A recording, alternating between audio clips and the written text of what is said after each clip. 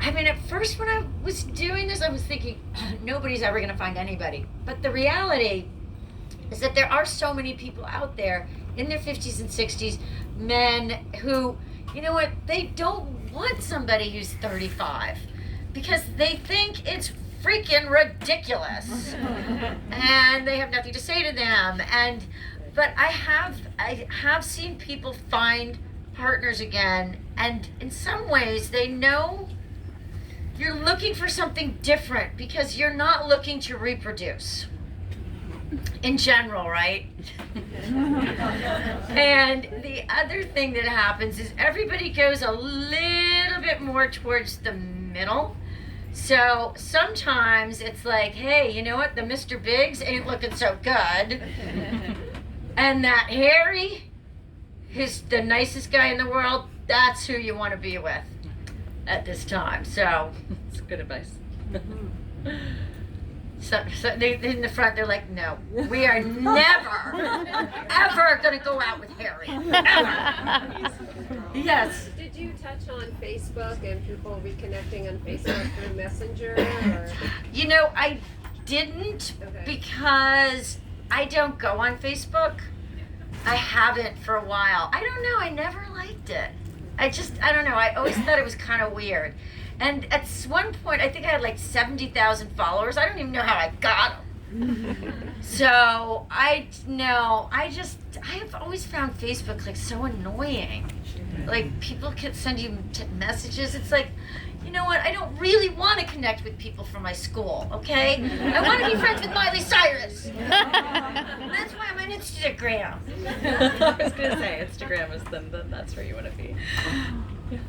Hi. Yes. I was wondering, as someone who's a writer who's well known for writing about relationships, did it put a lot of pressure on you having to go back out there to date, being so well known about different types of relationships? Well, you know, at first I didn't want to do it at all. Like when I first got divorced, I don't think I was divorced for 6 hours. And this is an exaggeration, before I got a call from Tina Brown. Like, Candace. She wanted me to go out there. She basically wanted me to do this book, but this book has a lot more in it than besides dating. But she wanted me to go back out there and start dating again and report on it as a person over 50. And you know, when I first got divorced, as someone said, an editor at the Observer who'd gotten divorced, I was like, oh, how does it feel to be divorced? And he said, it feels like I'm walking around filled with broken glass. And I thought that was a really good analogy for how one feels. And I absolutely did not want to date again. I was kind of bitter. And I had to leave New York, which was dumb. Never leave New York. Because if you go back, it's gone so much farther. You're like, I'm trying to catch up. And yes, and when I got the call to do the Tinder piece from, it was the editor-in-chief of Cosmopolitan magazine, and she was 25, and she sent me an email, which meant it was really important. And then she said we can have a conversation on the phone. I was like, this must be big. And I was nervous about it. And I had to go on Tinder. I had to use my real name. And I got a lot of responses from people saying, you know, are you the Candace Bushnell? And then I would say yes. And then they would write back, you're too good for this app. So that was kind of fun. Thanks. Yes, over here. Have you been pitching other TV series? Because I'm curious what your experience has been working in LA in the movie business and television. Oh, well, for this people living over 50. Well, this has actually been bought by Paramount to be a TV series. And I did sell it very early on. I actually sold it, I think, in November, and I hadn't technically finished the book, but they were, you know, there really isn't a lot of stuff in this space. So we are going to be doing this. I've started working on it we're incredibly excited about it, and there's just a lot of heartfelt, poignant, and also funny stuff in this world. And but then we have to go and find a streamer, which would be like, it used to be like when I did Lipstick Jungle and the Carrie Diaries, it was Lipstick Jungle was all NBC. It was like NBC Studio, they were making it, NBC Network, they were putting it on, they both weighed in. But now that doesn't happen. It's all kind of split up. So we do it, and then we do a pitch, and then we go to all of these different places. What actresses? We don't know yet. How old will they be? Well, they're going to be in their 50s. If I can get any of them to be in their 60s, that would be a triumph. There's such a hunger for this kind of storytelling on the screen. Am I right? I mean, like Oh my a God, the real book club. The book hunger. club, I mean, wow. yeah. Yeah. I mean, So, but I don't know of any actresses. By the time you get to the point where you're casting, you're just like, I'll be grateful for anybody. I kind of want to play myself and be a side character, that comes on every now and again. We're available if you ever. Okay, perfect. We'll be there. Yeah. And yes, over here.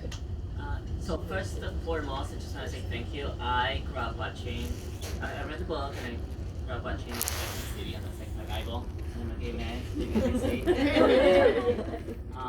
So I'm really grateful to be here and thank you for all the comments. My question is the following.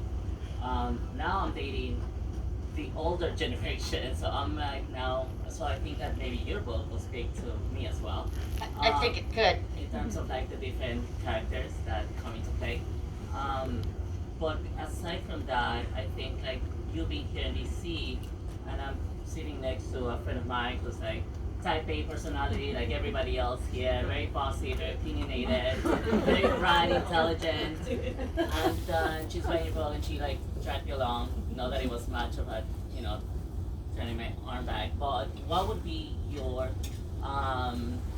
advice, I suppose, from where you are today to a female in her early, somewhere between her mid-20s and early 30s, and then saying, how do you still continue to have that? Okay, I mean, this is really outlook what. into dating from the Sex and the City standpoint, and with the realities that she's facing in terms of being humane when it comes to her approach to males. Yes.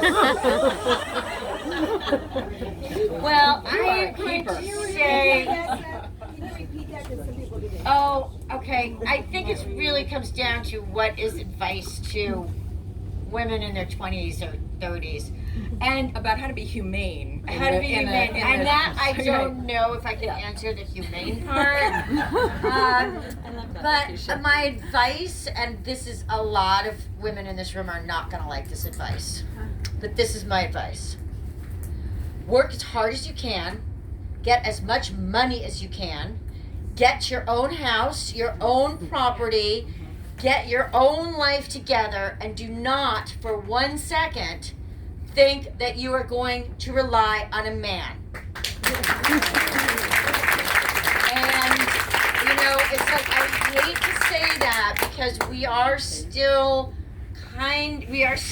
socialized that we're going to meet somebody, we're going to give up our careers, and we're going to be mothers.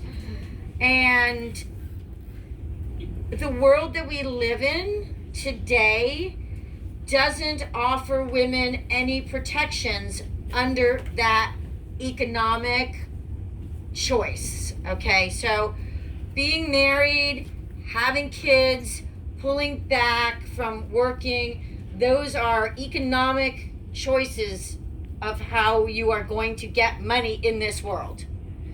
And what I see more and more is that women you cannot rely on marriage or a man to be taking care of you in your later years.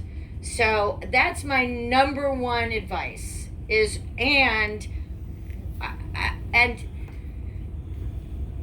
mean, I just don't think we say enough to women how fulfilling it is to make your own money and to be really successful.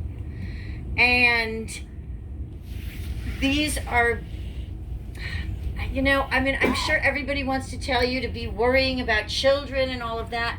I meet a lot of women in this day and age who they don't necessarily even want to have children, and that's okay. That is your choice. We need all kinds of people in the world, and as women, we don't all have to have the same the same lives. So that's what I would say, and try to figure out like what you want to do. If you want to have children, then approach these things in a grown-up fashion. I think that too often as women we leave things sort of higgledy-piggledy. Maybe I'm going to meet the right guy. Maybe he's going to come along, maybe I'm going to have this, maybe I'm going to have that. What happens to a lot of women is you haven't been in a relationship for a long time. You meet a guy, you're with a guy, guess what? Being with somebody all the time in the house, it's not always that great. Heterosexual relationships by nature tend to be incredibly patriarchal. No matter, what you do. I mean, women always think heterosexual women think they can get around this, but when you dig deep, have you ever watched Married at First Sight?